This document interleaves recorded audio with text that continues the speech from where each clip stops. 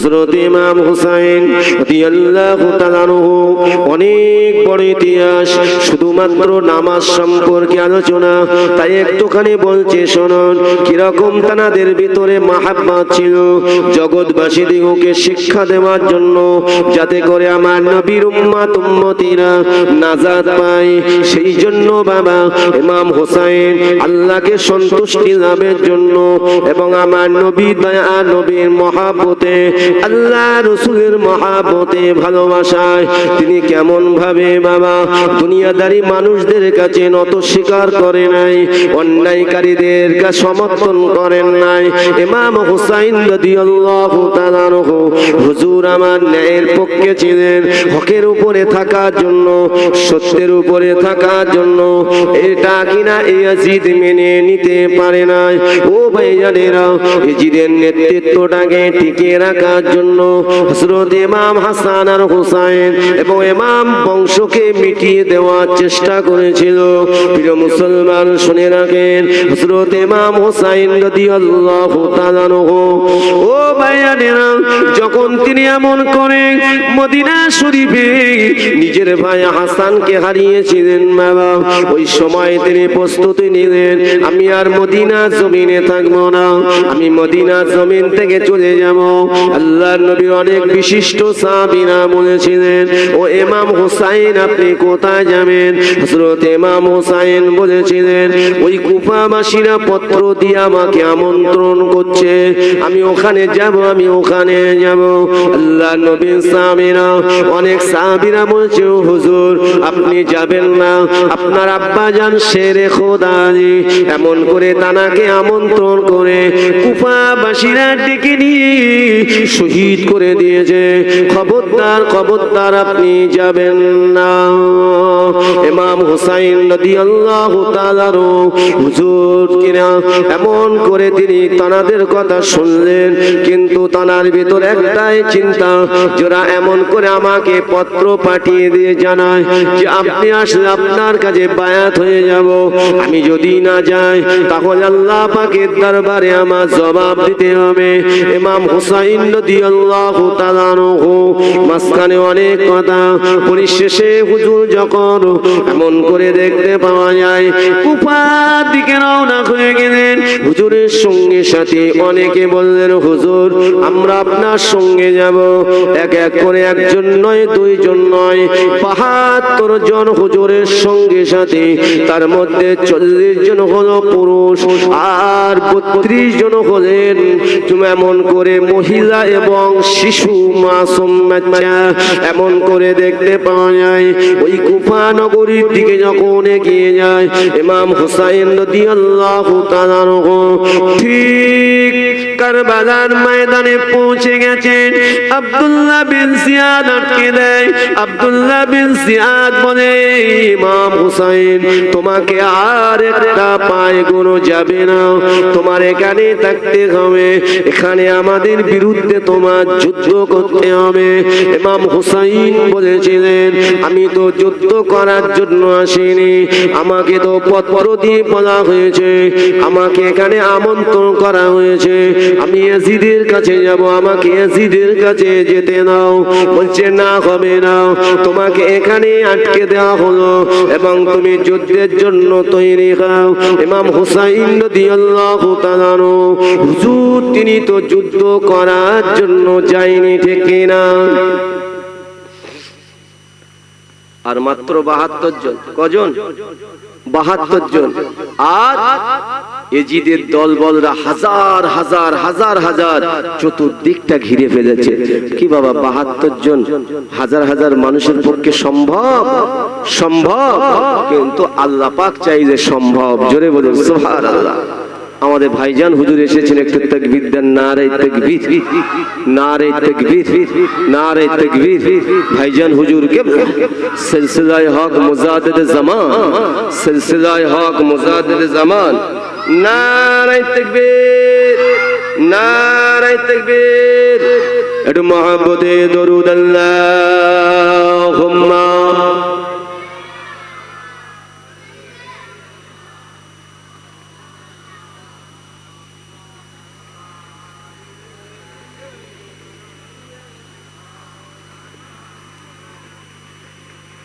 শোনো গো ফাতেমা তোমারি দোলাল কারবালায় শহীদ হই দেখো না। শোনো গো ফাতেমা তোমারি দোলাল কারবালায় শহীদ হই দেখো না। আল্লাহুম্মা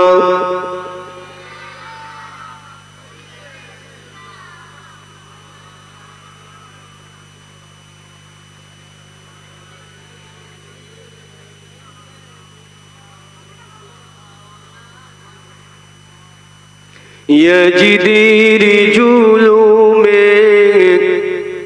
يجدير جلومك কারবালার প্রান্তরে লাল হয়ে যায় ও গো ফাতেমা।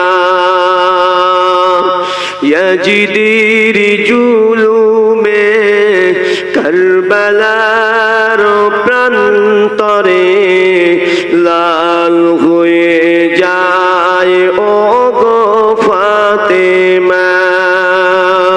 শোনো গো ফাতেমা তোমারি দোলাল কারবালায় শহীদ হই দেখো না। আল্লাহুম্মা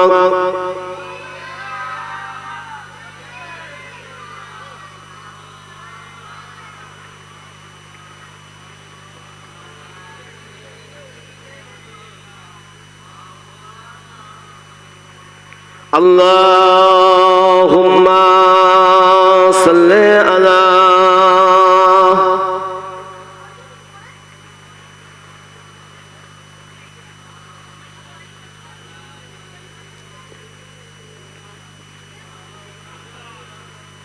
আমার ভাইজানেরা যারা এখন এদিক ওদিকে আছেন সব চলে আসুন বাবা, কারণ আমার পরে হুজুর উঠবেন। সবাই চলে আসো, এই জান্নাতি বাগানের মধ্যে আসো। আর কমিটির ছেলেগুলো কই? সব তারা কমিটির ছেলেগুলো সব চলে এসো বাবা, এখানে চলে এসো সব। তাহলে হযরতে ইমাম হুসাইন রাদিয়াল্লাহু তাআলা আনহু হুজুর,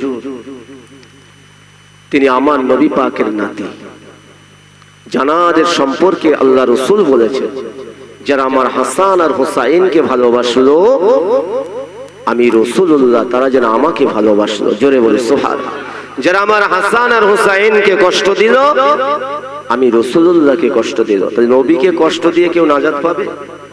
কথা বলে।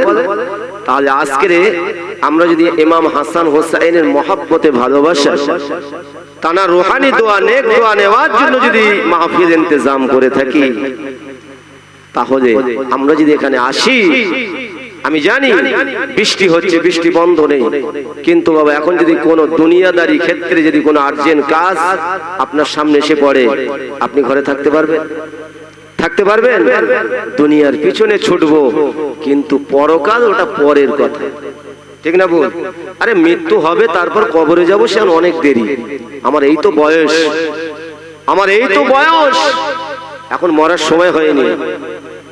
কি বাবা, মরণ যে কখন আসবে, কোন মুহূর্তে আসবে, মালাকুল মউত যখন এসে ধরবে, আর নড়ার শক্তি নেই, নড়ার শক্তি নেই। আমি আপনি যেই যাই হই না কেন, মৃত্যুর স্বাদ প্রত্যেকের গ্রহণ করতে হবে।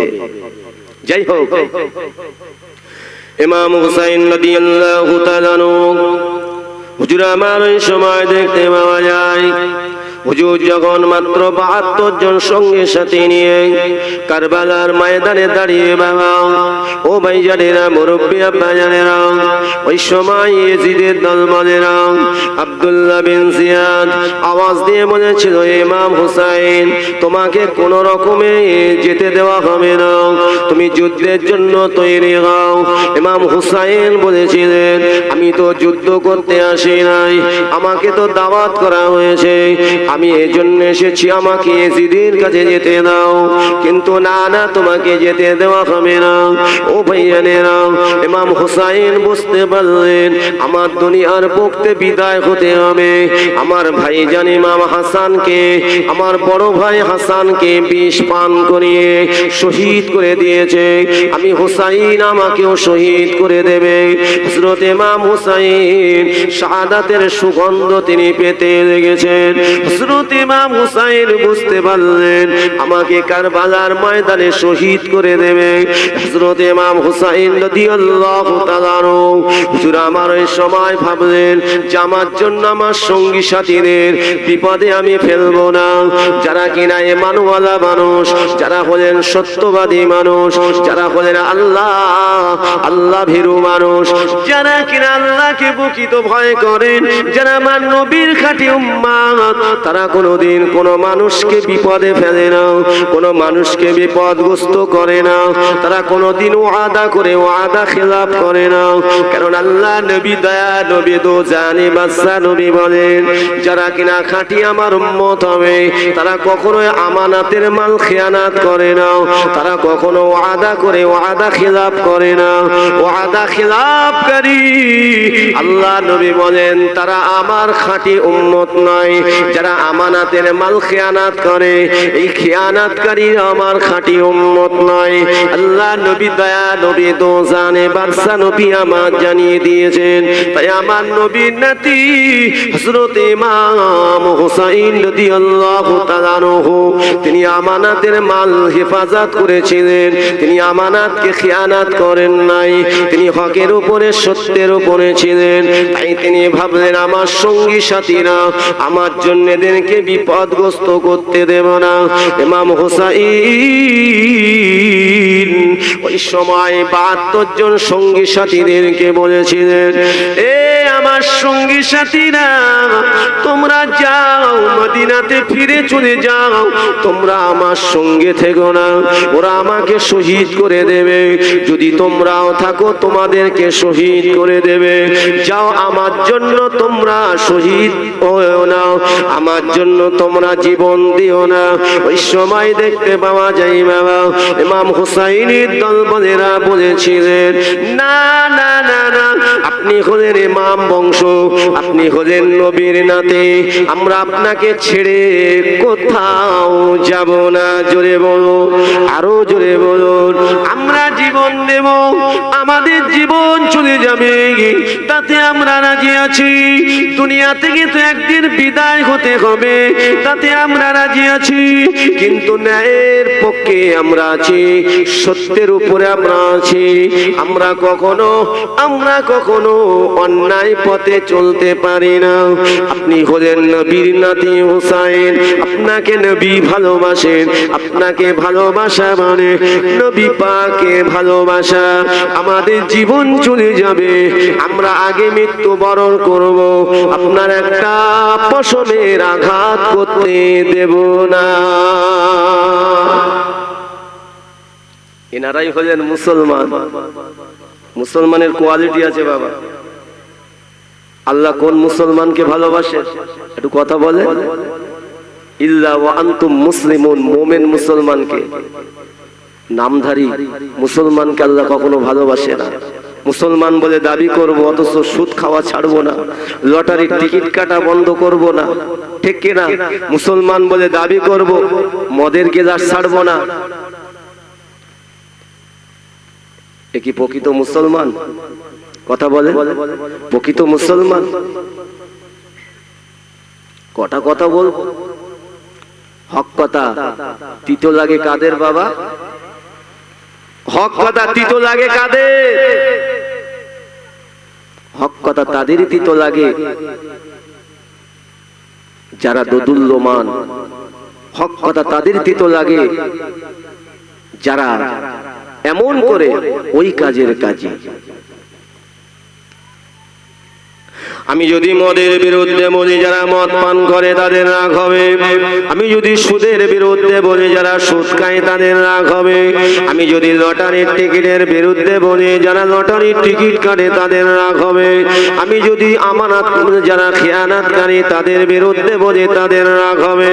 ও ভাই জানেরা, মুরব্বী আব্বা জানেরা, কিন্তু এই কথাগুলো তাদের মিষ্টি লাগবে যারা এ থেকে পবিত্র, এ থেকে পবিত্র, যারা কিনা আল্লাহ পাকের হুকুমের উপরে চলেন, যারা আল্লাহর কোরআন আইন অনুযায়ী চলেন, কোরআনের আদেশকে পালন করেন, নিষেধগুলো ত্যাগ করে, যারা আমার নবীর সুন্নাতের উপরে চলেন, আমার আল্লাহ পাকের হুকুমের উপরে চলেন, তাদের কাছে মিষ্টি লাগবে, কিন্তু দুনিয়াবি আরাম খদ্দের তিতো লাগবে, তাদের সহ্য হবে না, তাদের ভালো লাগবে না। ও ভাইয়ানেরা, মুরব্বী আব্বা জানেরা, তাই ইমাম হুসাইন রাদিয়াল্লাহু তাআলা হুজুর আমার বলেছিলেন তোমরা আমার সঙ্গে থেকো না, কিন্তু না না, তারা প্রত্যেকেই ঈমানওয়ালা, মজবুত ঈমানদার, তাই ঈমানদারের কাছ থেকে সরে যায় না। ইমাম হুসাইনের সঙ্গে ছিলেন, ইমাম হুসাইনের সাথী হয়েছিলেন, ইমাম হুসাইনের সঙ্গে থাকার কারণে যখন কিনা দেখতে পাওয়া যায় এক এক করে শহীদ বরণ করেছে, এক এক করে শহীদ বরণ করেছে, ওই সময় ইমাম হুসাইন তিনি থাকতে পারলেন না, তিনি থাকতে পারলেন না। ওই হাজার হাজার কুফাবাসীরা যারা কিনা এমন করে ইমাম হুসাইনকে ঘিরে ফেলেছে, ওই সময় দেখতে পাওয়া যায় বাবা, ওই সময় দেখতে পাওয়া যায় বাবা, ইমাম হুসাইন রাদিয়াল্লাহু তাআলা হুজুর আমার ছুটে ছুটে ছুটে ছুটে ওই সময় শহর বানু তাবুতে চলে গেলেন। বিবি শহর বানুর কাছে গিয়ে বলতে লাগেন, বিবি রে তুমি আমাকে অনুমতি দাও, সব সর্বনাশ হয়ে গেছে বিবি রে, আমার সঙ্গী সাথীদের সব শহীদ করে দিয়েছে, কারবালার ময়দানটা রক্তে লাল হয়ে গেছে বিবি, তুমি আমাকে অনুমতি দাও, আমি জিহাদের ময়দানে, আমি কারবালার ময়দানে যুদ্ধ করব। ওই সময় শহর বানু ঝরঝর করে কাঁদতে কাঁদতে বলেছিলেন, স্বামী গো আপনি যুদ্ধ করবেন, আমার কোনো বাধা নাই, এতে আমিও সন্তুষ্ট, এতে আমিও খুশি, কিন্তু এই দেখেন আমার কোলের বাচ্চার দিকে একবার তাকান, আমার বাচ্চাটা জিহ্বাটা বার হয়ে গিয়েছে, আমার বাচ্চাটা জিহ্বাটা বার হয়ে গিয়েছে। ও আমার প্রাণের স্বামী গো, আমার আলী আসগার মনে হয় আর বাঁচবে না, আমার স্তনের দুগ্ধ শুকিয়ে গেছে, আমার জিহ্বা পানি শুকিয়ে গেছে, আমার শিশু আলী আসগার মনে হয় আর বাঁচবে না। এই দেখেন পানি জ্বালায় কিভাবে, জিহ্বাটা বার হয়ে গেছে, চোখ দুটো বার হয়ে গেছে, অন্তত একটুখানি আপনি ফুরাত নদীর ধারে নিয়ে ওই ফুরাত নদীর পানি একটু পান করিয়ে দেন, আমার মনের আশাটা মিটে যাবে। ওই সময় হযরত ইমাম হুসাইন রাদিয়াল্লাহু তাআলা হুজুর আমার ওই সময় চোখ ভরা পানি নিয়ে, বুক ভরা বেদনা নিয়ে, শিশু আলী আসগারকে কোলে করে নিয়ে ফুরাত নদীর ধারে হাজির হয়ে যান। ওদিকে ফুরাত নদীর তীরে শত শত মানুষ সব ঘিরে রেখেছে, একটুখানি জায়গা ফাঁকা, সেখানে ইমাম হুসাইন গিয়ে ওই সময় আলী আসগারকে পানি পান করাবে। ওই সময় তারা আওয়াজ দিয়ে বলছে, এই ইমাম হুসাইন তোমার আলী আসগারকে পানি পান করানো যাবে না। ইমাম হুসাইন বলেছিলেন, আমি যদি তোমাদের কাছে ভুল করে থাকি বলো বলো, আমার এই শিশু মাসুম বাচ্চা আমার আলী আসগার কি অপরাধ করেছে? মাত্র কয়েক মাস বয়স, আমার বাচ্চাটা কি অন্যায় করেছে? আমার আলী আসগার কি একটু পানি পান করতে পারবে না? আমার আলী আসগারকে একটু পানি পান করতে দাও। হযরত ইমাম হুসাইন পানি তুলতে যাবেন, বাবা বাচ্চাকে পানি পান করাবেন, ঠিক ওই মুহূর্তে ওরা নিষ্ঠুরের মতো তীর ছুঁড়ে মেরেছে। যেই তীর ছুঁড়েছে বাবা ইমাম হুসাইনের বুকে, আপনার কিনা শিশু আলী আসগারের বুকে এফর ওপর হয়ে গেল, রক্তে লাল হয়ে যায়। ইমাম হুসাইন কোলে করে রেখেছে, শুধুমাত্র তিনি চোখ নয়ন ভরে দেখতে দেখে ছটফট করতে করতে ছটফট করতে করতে আল্লাহর ডাকে সাড়া দিয়ে শহীদ হয়ে গেলেন। বলুন ইন্না লিল্লাহি ওয়া ইন্না ইলাইহি রাজিউন। ইমাম হুসাইন রাদিয়াল্লাহু তাআলা শিশু আলী আসগারের ওই টাটকা খুন এতবার হচ্ছে, ওই সময় তিনি খুনগুলো নিয়ে নিজের শরীরে মাখলেন। আল্লাহর দরবারে বলেছে, আল্লাহ আমার আল্লাহ, আপনার মনোনীত ধর্ম ইসলাম আমার নানা জান কায়েম করে গেছেন, আল্লাহ আমরাও যেন কায়েম করে চলে যেতে পারি কিয়ামত পর্যন্ত। আল্লাহ আপনি মজবুত করে দেবেন। হযরতে শিশু আলী আসগারকে কোলে করে নিয়ে ওই সময় এমন করে দেখতে পাওয়া যায়, শহর বানুর কাছে এসে বলেছিলেন, এ বিবি রে, এই নাও তোমার আদরের বেটা আলী আসগারকে আমি তোমার বুকে তোমার কোলে দিয়ে দিলাম, কোনদিনের জন্য আর পানি পানি করে কাঁদবে না, জনমের মতো তোমার আলী আসগার ঘুমিয়ে গেছে। ইসলামের জন্য, ন্যায়ের জন্য, আল্লাহর দ্বীন প্রতিষ্ঠিত করার জন্য দুনিয়াকে তারা তুচ্ছ মনে করেছে, ঠিক না বল? দুনিয়াকে তুচ্ছ মনে করেছে, আখিরাতকে প্রাধান্য দেওয়ার কারণে আজকে তারা শান্তিতে জান্নাতি বাগানে আরাম করছেন। জোরে বলুন সুবহানাল্লাহ। তাহলে আমরা যদি দুনিয়াকে তুচ্ছ ভেবে আখিরাতকে যদি প্রাধান্য দেই, আল্লাহ আমাদেরও শান্তি দেবে। আর যদি আমরা দুনিয়াকে প্রাধান্য দিয়ে আখিরাতকে যদি তুচ্ছ মনে করে চলি, তার জন্য কিন্তু আমরা আখিরাত ভালো হিসাবে পাবো না, আমাদের ভয়ঙ্কর পরিণতি হতে পারে। আর সেই ভয়ঙ্কর পরিণতি থেকে আমাদের বাঁচাবার কেউ থাকবে না। মনে থাকবে, বাঁচাবার কেউ থাকবে না। আল্লাহ যার প্রতি খুশি নয়, পৃথিবীর কোন শক্তি তাকে কিছু করতে পারবে না। আল্লাহ তিনি সর্বশক্তিমান। আল্লাহর ইমাম হুসাইন কি করলেন? ইমাম হুসাইন আর দেরি করলেন না। হযরত ইমাম হুসাইন তিনি তলোয়ারটা নিয়ে এত বীরত্বের মতো যুদ্ধ করেছিলেন। ও ভাইয়ানেরা, এমন করে দেখতে পাওয়া যায় শত শত মানুষকে ইমাম হুসাইনের তরবারির আঘাতে শেষ হয়ে যায়। ওরা দূর থেকে দেখে যেন ইমাম হুসাইন যুদ্ধ করছে না, ওরা যেন দেখছে স্বয়ং আল্লাহ রাসূল যুদ্ধ করছে। আরো জোরে বলুন সুবহানাল্লাহ। কারণ আমার নবী নবী বলেছিলেন যে আমি রাসূলুল্লাহ জানিয়ে দিলাম, আমার অর্ধেক শরীর আমার হাসানের মধ্যে, আর আমার অর্ধেক শরীর আমার হুসাইনের মধ্যে। আমি নবী জানিয়ে দিলাম, যারা আমার হাসান হুসাইনকে ভালোবাসলো তারা যেন আমি রাসূলুল্লাহকে ভালোবাসলো। যারা হাসান হুসাইনকে ভালোবাসা নিয়ে কিয়ামতের দিন হাসান হুসাইনের সঙ্গে যদি হাসর হয়, আল্লাহ নবী বলেন হাসান হুসাইন জান্নাতের যুবকদের সরদার হবে। ওই জান্নাতে হাসান হুসাইনের সঙ্গে তাদের জান্নাত আল্লাহ দান করে দেবে। আজকে আমরা ইমাম হাসান আর হুসাইনের মহব্বতে গান এসেছি, ঠিক কিনা?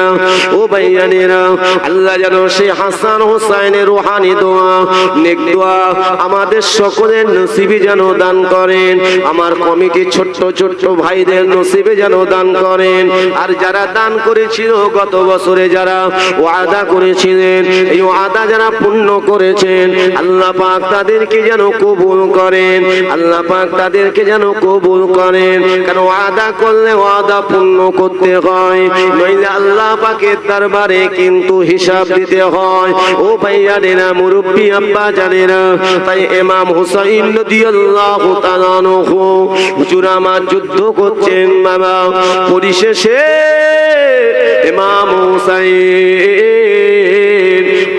আত্রে দাঁড়িয়ে থাকতে পারছেন না, চতুর্দিক দিয়ে তো তীর ছুটে আসে, এমন করে ইমাম হুসাইনের উপরে আঘাত করতে শুরু করে দেয়। ও ভাইয়ানেরা, ইমাম হুসাইন পানির পিপাসায় ছটফট করছে, জিহ্বাটা যেন পার হয়ে যায়। ওই সময় ফোরাত নদীর ধারে চলে যায়, ফোরাত নদীর ধারে গিয়ে আর কিনা পানিটা হাতে করে তুলেছেন, মুখে দেবেন, আর ওই সময় নিজের কলিজার টুকরা সন্তান আলী আসগারের কথা মনে পড়ে যায়।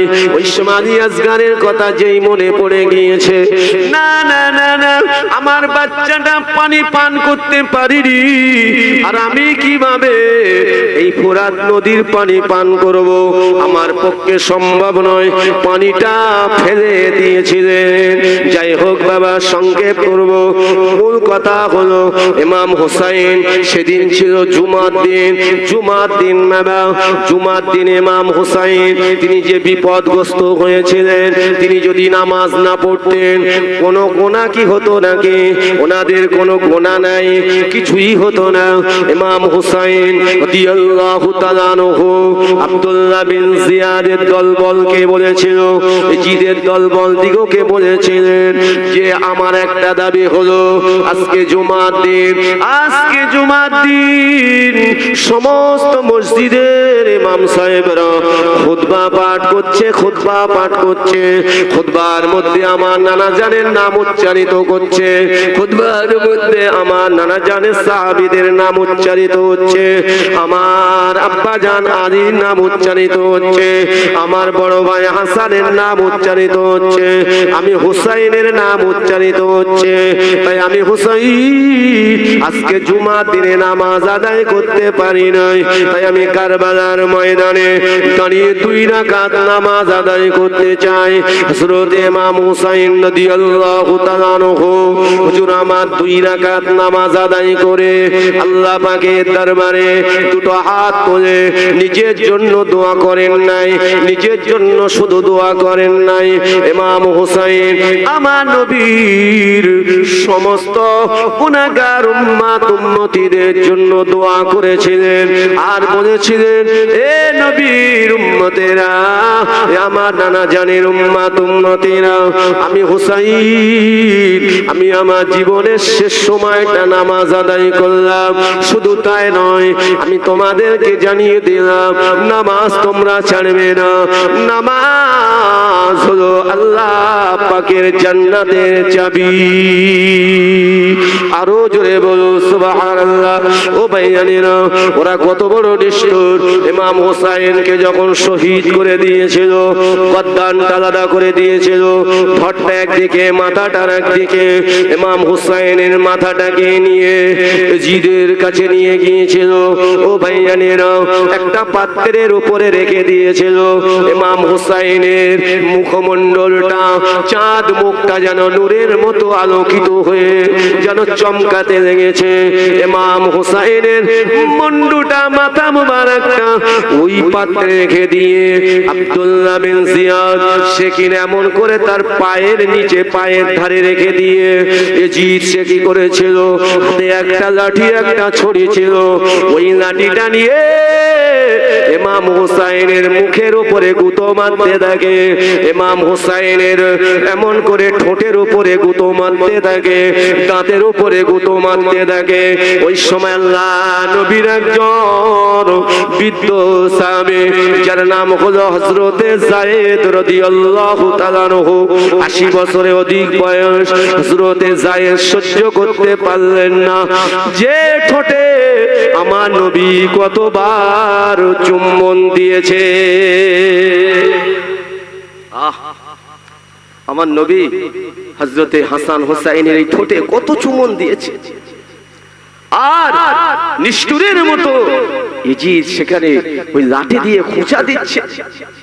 বেয়াদবি করছে। আব্দুল্লাহ বিন জিয়াদ তার পায়ের ধারে মাথাটা রেখে দিয়ে বেয়াদবি করছে। হযরতে যায়েদ বলেছিল, ইয়াজিদ আমি সহ্য করতে পারছি না, ইয়াজিদ তুমি চরম সীমা অতিক্রম করে ফেলেছো। আমার নবীর নাতি হুসাইনের বিরুদ্ধে চরম তুমি অন্যায় কাজ করতে লেগেছো। আমি কখনো এটা সহ্য করতে পারি না। ও ভাইজানেরা, যারা প্রকৃত নবীর উম্মত হবে, যারা প্রকৃত ঈমানওয়ালা হবে, যারা প্রকৃত মুত্তাকি হবে, তারা কখনোই সহ্য করতে পারবে না, ঠিক কিনা বলে? তারা হকের উপরে থাকবে, সত্যের উপরে থাকবে, অন্যায়ের বিরুদ্ধে প্রতিবাদ করবে, ঠিক কিনা? ন্যায়ের পক্ষে কথা বলবে। ও ভাইজানেরা, এই জন্য শুনুন, বর্তমান সময়ে ন্যায় কথা বলা মানুষ, হক কথা বলা মানুষ, সত্য কথা বলা মানুষ বেশি হয়ে গেছে, ঠিক কিনা? তাই তো নাকি? কথা বলেন? বলছে হ্যাঁ, যাক আপনাদের কথাটাই থাক। বর্তমান সময়ে ন্যায় কথা বলা মানুষ, হক কথা বলা মানুষ, এতিমের পাশে দাঁড়ানো মানুষ, সত্যের উপরে থাকা মানুষের সংখ্যা বেড়ে গেছে। তাই তো নাকি? কথা বলে বেড়েছে না কমেছে? তাহলে তো আমরা সোনায় সোহাগা হয়ে যেতাম, ঠিক না ভুল? সোনায় সোহাগা হয়ে যেতাম। আল্লাহ রাসূল সাল্লাল্লাহু আলাইহি ওয়াসাল্লাম বলেছেন, আমার যুগটাই হলো শ্রেষ্ঠ যুগ, আমার নবীর মতো যুগ আর আসবে না। জোরে বলেন সুবহানাল্লাহ। কেন? আমার নবী পাক সাল্লাল্লাহু আলাইহি ওয়াসাল্লামের সময়টা কোরআনের আইন অনুযায়ী, ইসলামের সরাসরি বিধান অনুযায়ী চলেছিল বলি নবী পাকের সময়টা, যুগটাই ছিল উত্তম যুগ। জোরে বলেন সুবহানাল্লাহ। অত সহজ না। কোরআনের আইন যেখানে চলবে সেখানে কোনোদিন খারাপই চলবে না। নবীর আদর্শ যেখানে চলবে সেখানে কোনোদিন কোনো খারাপ জিনিস আসতে পারে না। যাই হোক মুসলমান, ও ভাইজানেরা, ইমাম হুসাইন শহীদ হয়ে গেলেন। তিনি জগতের মানুষ দিগকে শিক্ষা দিয়ে চলে গেছেন। আজকে সে ইমাম হাসান হুসাইনের মহব্বত কারা করেন? হাত তোলেন। তাকবীর দেন, নারায়ে তাকবীর, নারায়ে তাকবীর, নারায়ে তাকবীর। আমি আপনাদের এতটুকু বলতে চাই, ওয়াদা করবেন, ওয়াদা খেলাফ করবেন না। যদি ওয়াদা করেন, ওয়াদা পূর্ণ করবেন। এই ওয়াদা পূর্ণকারী যারা, আমার আল্লাহ পাক তাদেরকে ভালোবাসেন। ও ভাইজানেরা, আগামী বছরে ইনশাআল্লাহ সব হবে না হবে? জোরে বলেন। শুধু হবে বললে আল্লাহ খুশি হবে না, বলুন ইনশাআল্লাহ। মানে আল্লাহ যদি রাজি থাকে তাহলে হবে, ঠিক না? এত বৃষ্টি হচ্ছে, মাহফিল হচ্ছে না, বন্ধ আছে? জোরে বলে। বন্ধ আছে না? হচ্ছে ইনশাআল্লাহ। আগামী বছর ইনশাআল্লাহ সব যদি হয়, এই ছোট ছোট বাচ্চাদেরকে নিয়ে প্রথম শুরু করেছিলাম। আজকে এত সুন্দর প্যান্ডেল তৈরি হয়েছে, এত সুন্দর মেম্বার তৈরি হয়েছে, এর ভিতরে পানি নাই, ঠিক না ভুল? এর ভিতরে পানি নাই। এক ফোঁটা পানি কি কারোর গায়ে লেগেছে নাকি? লেগেছে? আর যদি লাগে অসুবিধা কি? রহমতের পানি। জোরে বলে সুবহানাল্লাহ। আল্লাহর রহমতের পানি। আগামী বছর ইনশাআল্লাহ সওয়াব, আগামী বছর ইনশাআল্লাহ সওয়াব। কে দিতে চান, কি দিতে চান একটু বলেন মন খুলে, আমি বলবো না। প্রথম নাম্বারে একজনা বলেন কত টাকা দিতে পারেন, একজন বলেন। একটু উপরের দিকে উঠে বলেন মাশাআল্লাহ। আর একটু উপরের দিকে উঠে বলেন 2000। এই মনে রাখো, 3 জন। আর একটু উপরে ওঠা যাবে না। 1 থেকে 2, 2 থেকে 3 হবে না। মাশাআল্লাহ। দেখো, হ্যাঁ মনে আছে তো? দেখো, আজ আমাদের জব বাচ্চার ছেলের নাম কি? নুরুজ্জামান। ভালো নাম বলবে, নুরুজ্জামান খান।